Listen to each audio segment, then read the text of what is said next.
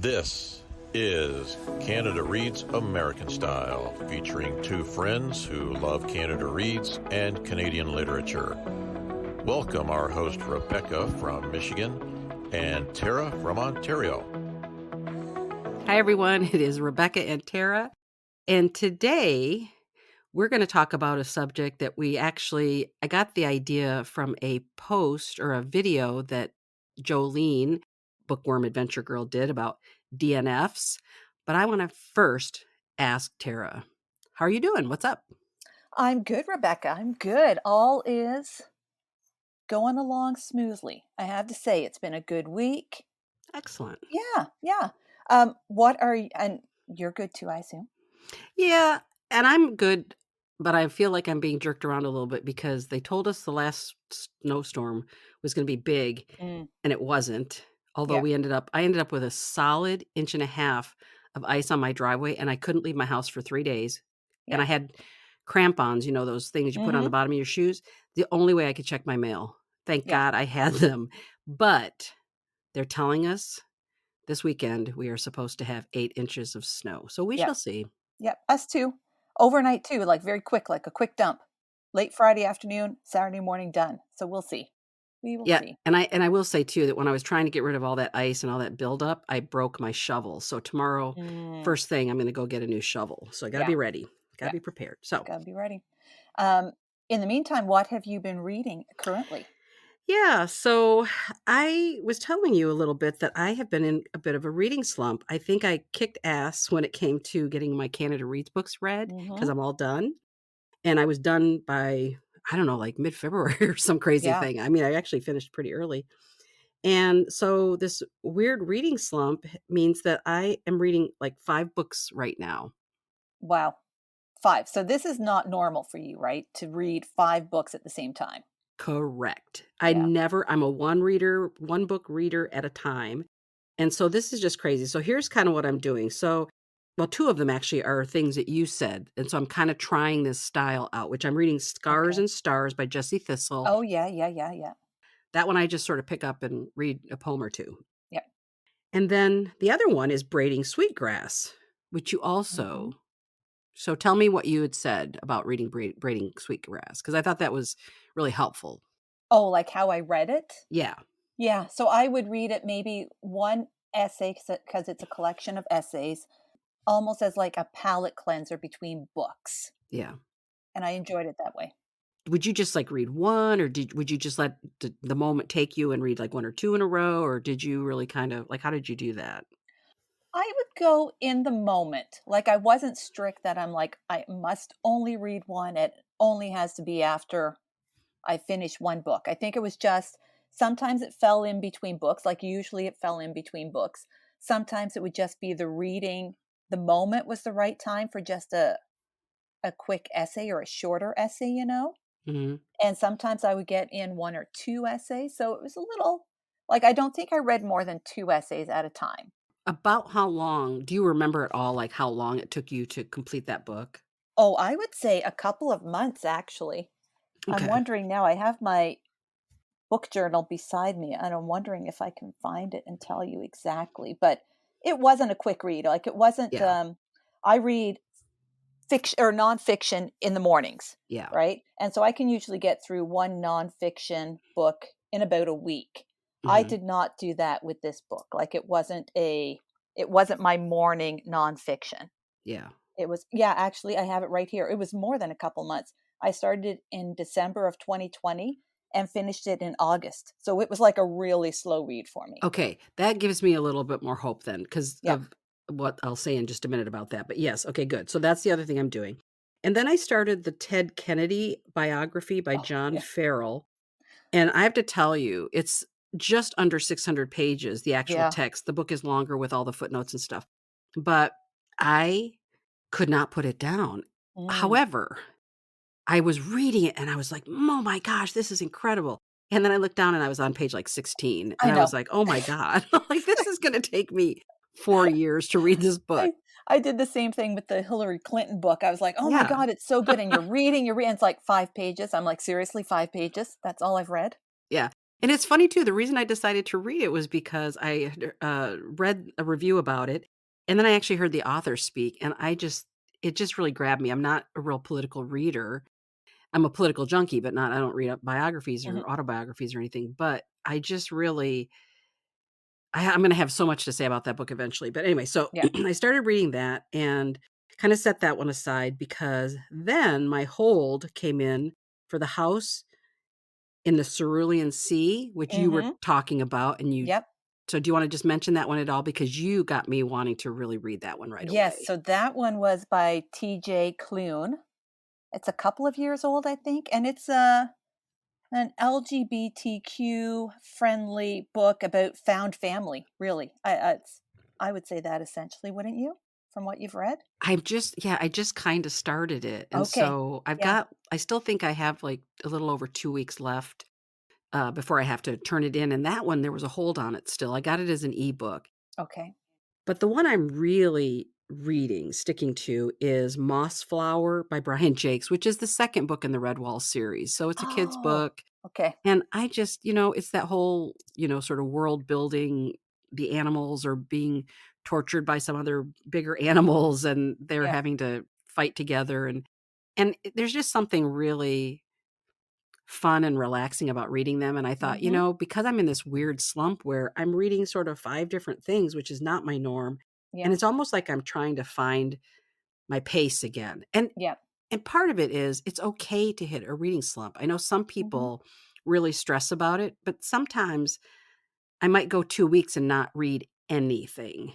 And Yeah. I just let myself feel that. I just go, right now I just don't want to read and it's okay. Yeah. So, how are you with reading slumps? I'm I'm fine. Like I think we'll return to me in a minute. I think yours is like you're coming down off a high, like you're in a bit of a hangover Yeah. after your Canada Reads books because you really enjoyed most of them. I'd Mhm. say 4 out of 5 of them, but you even enjoyed the reading experience of all 5 of them to a certain Mhm. extent, right? Yeah. And now Mhm. you're just kinda like, "Whoa, I'm on a," and you flew through them. And Yeah. I think you're just in a bit of a hangover, like a big burp, There you and go. yeah. I like Um, that. And a hangover. yeah. Yep. Have I had a slump? I haven't really had a slump, except I would say in the early years of motherhood, parenthood. Mhm. That's when I had a bit of a slump. There were years there where I didn't read for months or something just because it wasn't a priority anymore. Yeah.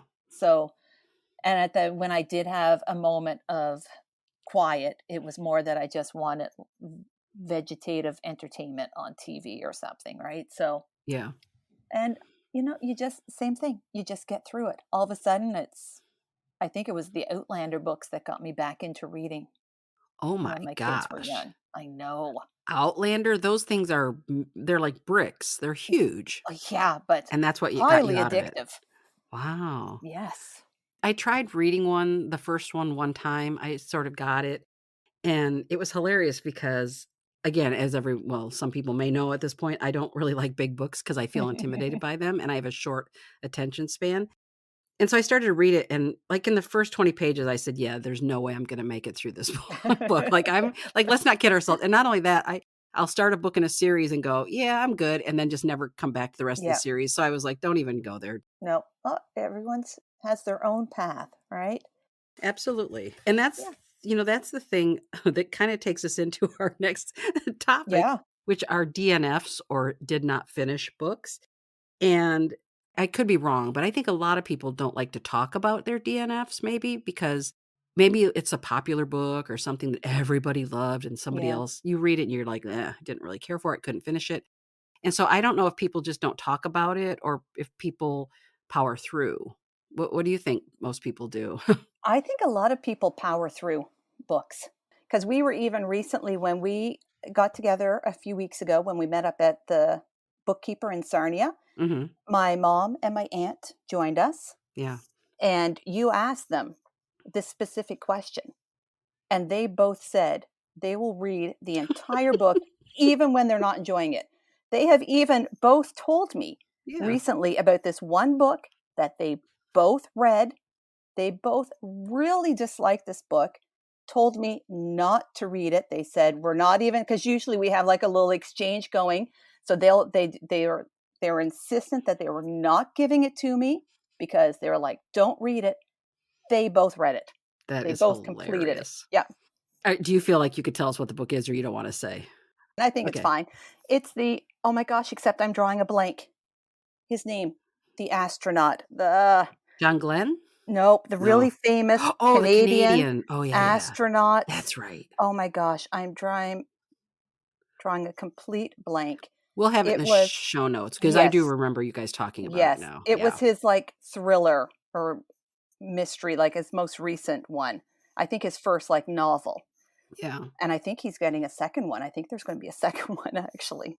But And I do remember both of them saying yeah. that. And it's so funny because I feel like they are close to my age, Mhm. and they're so funny because I keep thinking, I always look at it like I don't have that much time left on this planet, and I am not going to waste time on something I'm not Yeah. enjoying.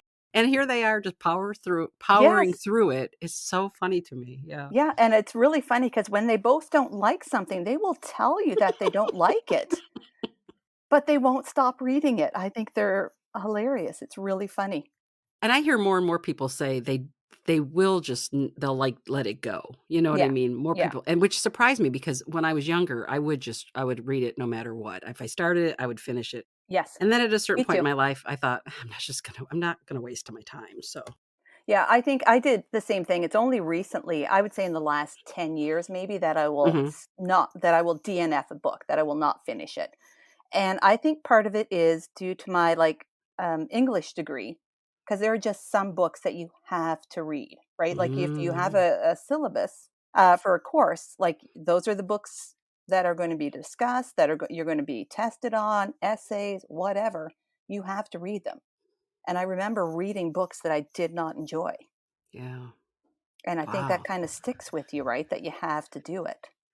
Wow, But that might have been partly what, because I think it was about the same point in my life. That might have been the same reason why I did that, because when I was in college, there were things, you had to read as a yeah, requirement, things that maybe you wouldn't read on your own or that you didn't necessarily enjoy, and maybe that was why yeah, yeah, that's interesting. Huh. yeah. So, how do we wanna do this? Because I have way more DNFs than you have. You do, because I'll be honest, I actually do not, having said that I will DNF a book, I do Mhm. not have a lot of DNFs Yeah. because I don't know if it's luck. I don't know really what it is. If I say that I choose books well, then that sounds like very like I'm being very vain and snooty that I'm like, oh, so good at choosing books. And maybe there's just a little bit of luck into it. But like in the last 2 years, I have 2 DNFs.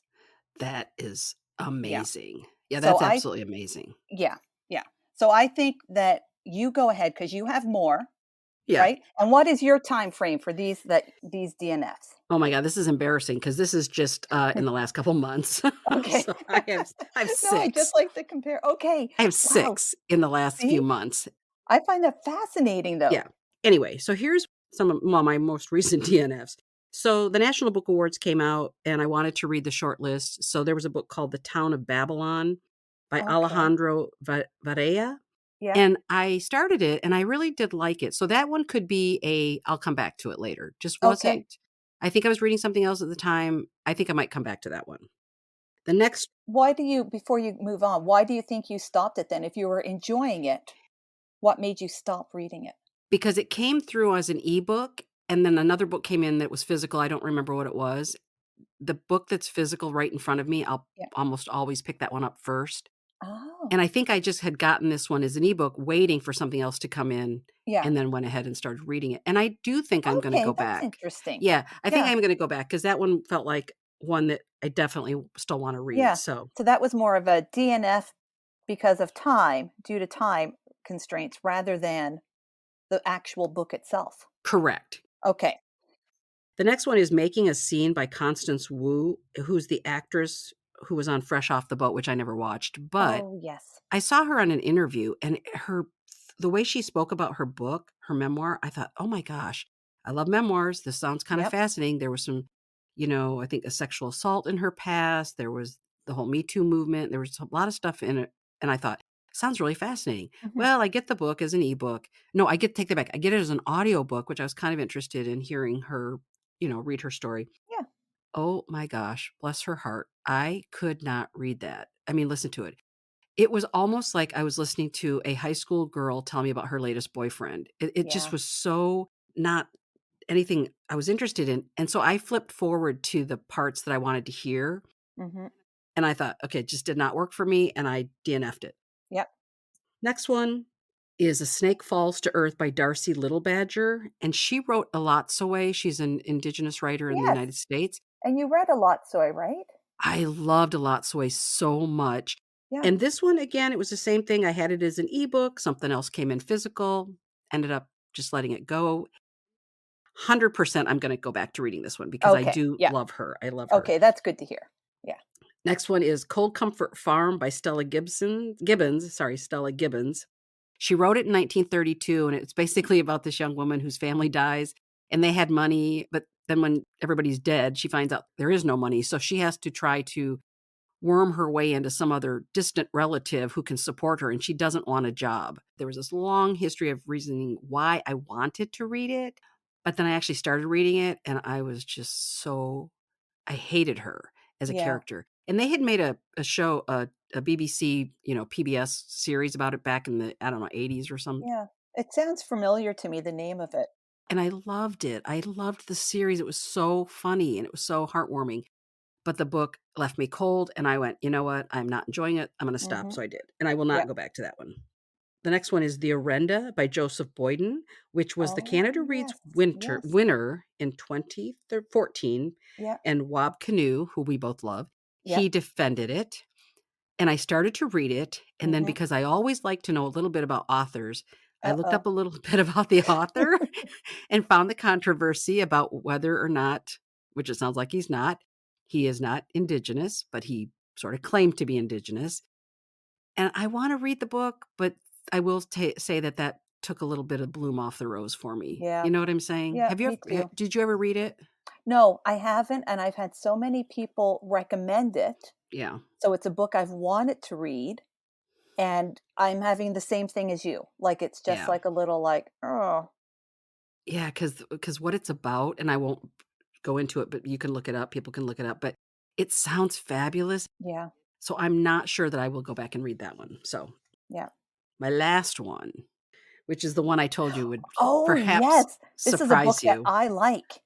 You liked it. Many, many, many people liked it. I cannot wait to find out what it is. Okay, are you ready? Yes. You know what this will be, though? What? At the beginning, when we first started podcasting, Mhm. we said that we had never read a book, the both of us, that we didn't disagree on. This will be the Oh, first book. this is number 1. Okay. Yep. Let's hear it. Sleeping Car Porter by Suzette and Mayr. What? I know. Isn't that wild? That is wild. And I'm not going to read it. I have to tell you, I started reading it. I was really excited. You liked it. Our other friends, Sarah likes it or liked it. And then Colleen really liked Yeah. it. All of our friends, everybody but me. And I started reading it. And I even remembered how people said, the book is sort of like the rhythm of a train moving, the way a train moves. And I thought, oh, I love the concept of that, Yeah. and I started reading it. And again, I have a short attention span. So I would read a page and I would look at my phone. I would read a page and look at my phone. And I wasn't making headway at all. And I thought, you know what? This just does not, I don't know why. It's just not grabbing Not my doing it. interest at all. And I know it's not going like the other ones that I can tell Yeah. you, I'm 100% going to go back and read those because I started reading them. I liked them, but the timing wasn't right. But this is a true DNF. I know. So that's our first disagreement. Yes. Yes, I am gobsmacked. I really am. I This was know. not what I was expecting. I was expecting like, gosh, I can't like maybe one of like a more mainstream book that Yeah. I had read and liked, or maybe one that was maybe a bit more romantic comedy, something like that's what I was expecting. I Yeah. was not expecting you to say this book. So tell me, Wow. tell me if you remember, because I know I often read a book and then I can't remember a lot, but tell me what you loved about the book. I mean, if you can remember a little bit about Yeah. what you Well, loved about it. one, I know that I loved Baxter, right? Was the main Mm-hmm. character's name, I believe. I did love Baxter. Yeah. I loved that it was a part of Canadian history that I knew nothing about. Mm-hmm. She weaved in this like supernatural element to it, which I think comes later in the book. Okay. Because you find out that he's a big reader, but what he really likes are the like a sci-fi fantasy books Oh, okay. of that time, like that genre. Mm-hmm. And at one point, because the job, one of the requirements of the job is that he's almost on call 24/7 Mm-hmm. for the passengers on the train, and these trips that they go on are days long. And there happens to be an incident near the end of the book where they're stuck. They get stuck, so that Mm-hmm. the trip becomes even longer. So he's sleep deprived.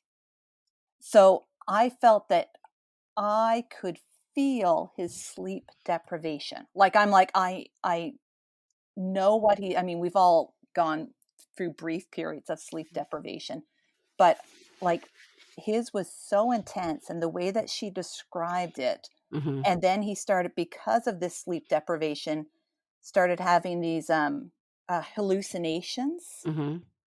that also that I can't remember exactly. I'm not going to comment on what they were because I can't remember.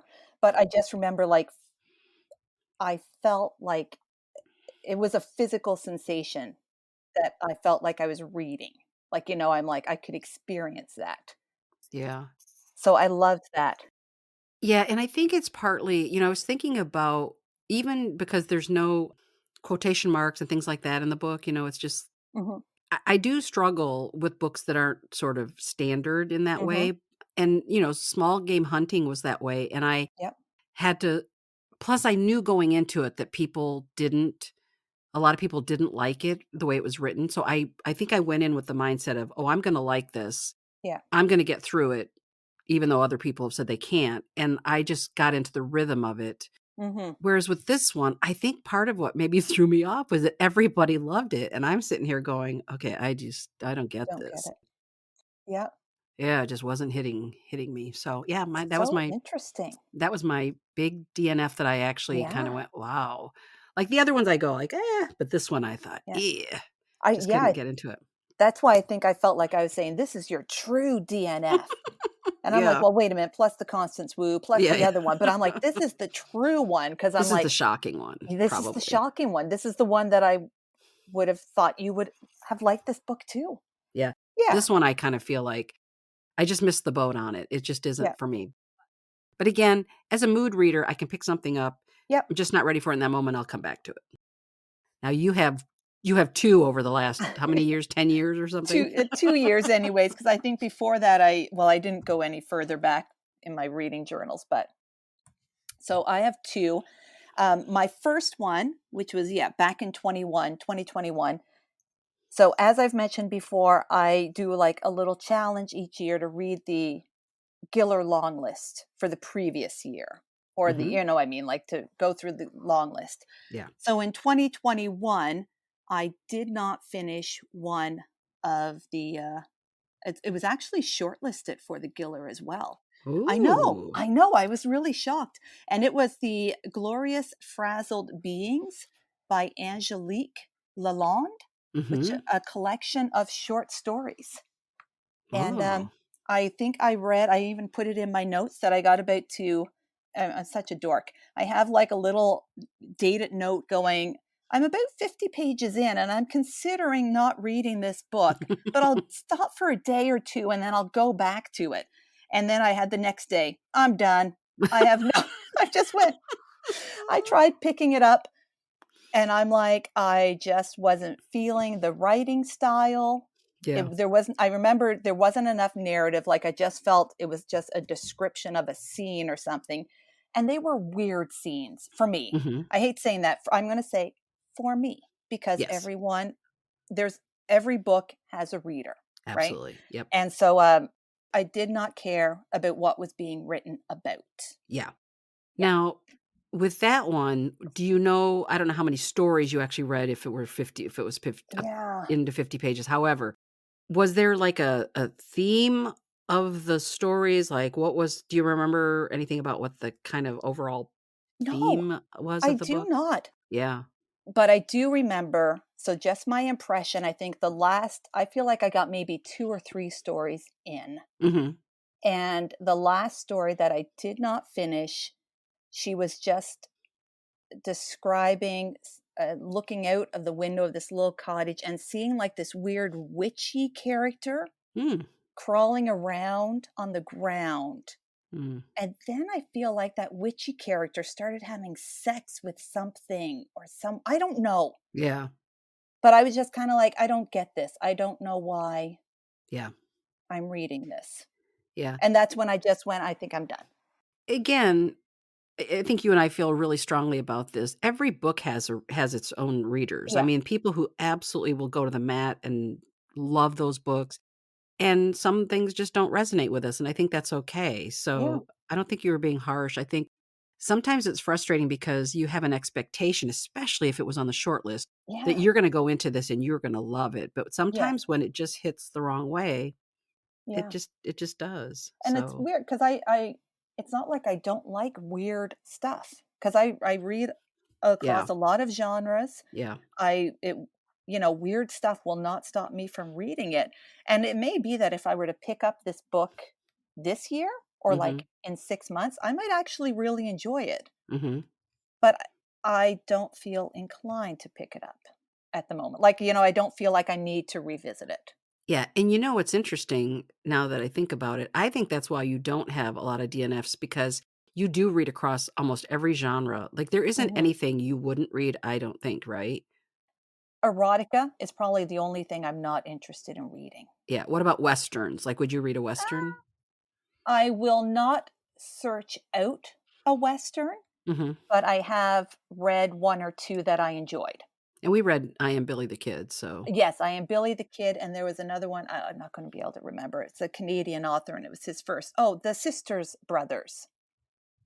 I can't remember I cannot remember the name of the author, but that was a few years ago, and that was a Western, and I loved it. so I think that's why you don't have DNFs because I think that you are really open-minded and you'll look for the good in a book. I think I 100% believe that because Mhm. I know how you feel about authors and their craft and what they put into it. So that's probably it. So I think if you've had 1 or 2 in 2 years, I think you're good. I think you're Okay. okay. Thank you. I truly do. Thank you, because now I'm like, oh, now I feel like I'm like, oh, maybe I should give her another try, and maybe I would still. Having said that, maybe if I won't revisit this book, I might revisit something that this author wrote. Oh, Like if she wrote something new, I might give that a chance. yeah. Okay. So you had another one? Yep, and my second one is one just from last month, Oh. so a very recent one. So have enjoyed a couple of Kristin Hanna's books. Mhm. Are you familiar with her? So she's an American author. Yes. Yep, and It's does more. Oh, sorry, like go ahead. no, it's like romance, right? I would call them historical fiction. Oh, okay. All Yeah, right. I but have with not read well, her. at least the couple that I have read, Mhm. they're more historical fiction with elements of romance for sure. Okay. But both of them. So I read The Great Alone, which is set in Alaska in the 1970s. Which Oh, I loved it. And then yeah. the other one I think was The Nightingale, which was a story of 2 sisters in World War II France, I believe. I can't remember Hmm. this country.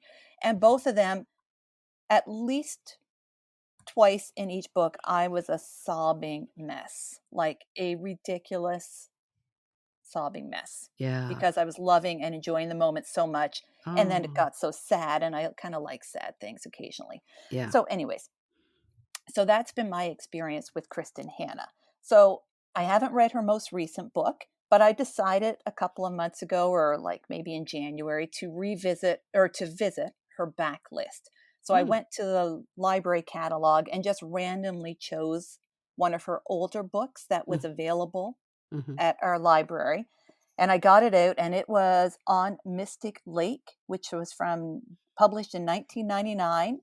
And I read maybe 60 pages and kind of went, I think I'm done, because it wasn't the same kind of book. It wasn't a historical fiction, even though it was set, I think, in the 80s or maybe present day 90s.